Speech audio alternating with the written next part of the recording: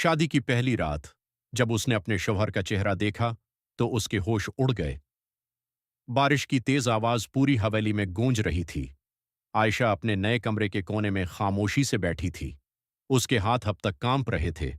सिर्फ 24 घंटे पहले उसकी जिंदगी बिल्कुल अलग थी। एक आम सी लड़की, एक छोटी सी नौकरी और बहुत से ख्वाब। लेकिन अब वो एक अनजाने आदमी की बीवी बन चुकी थी। उसने धीरे से अपनी मेहंदी लगी अंगुलियों को देखा। उसकी आंखों में आंसू भर आए। ये शादी मेरी मर्जी के बगैर क्यों हुई? उसने दिल में सोचा। तभी कमरे का दरवाजा आहिस्ता से खुला। आयशा का दिल जोर से धड़कने लगा। काला कोट पहने एक लंबा आदमी अंधेरे में खड़ा था। उसका चेहरा साफ नजर नहीं आ रहा था। वो आहिस्ता आहिस्ता उसकी तरफ बढ़ा। आयशा ने घबराकर दोपटा ठीक किया। जी, आप। आदमी रख गया और फिर उसने अपना चेहरा रोशनी में लाया। आयशा की सांसें रक गईं। तुम, ये वही आदमी था जिसे उसने 2 साल पहले पुलिस से गिरफ्तार करवाया था। कमरे में खामोशी छा गई। आयशा का रंग सफेद पड़ गया। यह नामुमकिन है, उसने धीरे से कहा। आदमी हल्की सी मुस्कुराहट के साथ उसके करीब आया। नामुमकिन चीजें ही मेरी जिंदगी का हिस्सा हैं।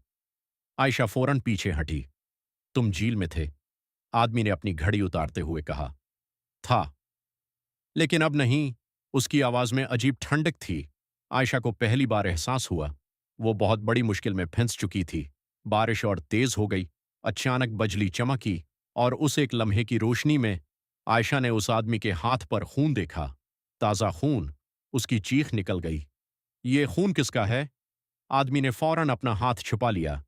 फिर धीरे से उसकी तरफ झुककर बोला, जितना कम जानोगी उतना जिंदा रहोगी। आयशा का दिल कांप गया।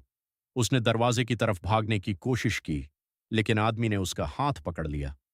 अब तुम मेरी बीवी हो और मेरी इजाजत के बगैर उस हवेली से कोई बाहर नहीं जाता। आयशा की आंखों में आंसू आ गए।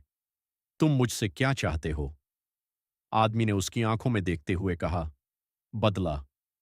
कमरे में अचानक हुआ तेज चलने लगी और उसी वक्त नीचे से किसी औरत की जोरदार चीख सुनाई दी। आयशा और वो आदमी फौरन दरवाजे की तरफ मुड़े। चीख इतनी खौफनाक थी कि आयशा के रोंगटे खड़े हो गए। आदमी ने धीरे से कहा, लगता है उसने लाश देख ली। आयशा का जिस्म सुन पड़ गया। लाश? आदमी ने उसकी तरफ देखा और पहली बार हल्का सा मुस्कराया। मेरी दुनिया में खुश आमदीद, आयशा।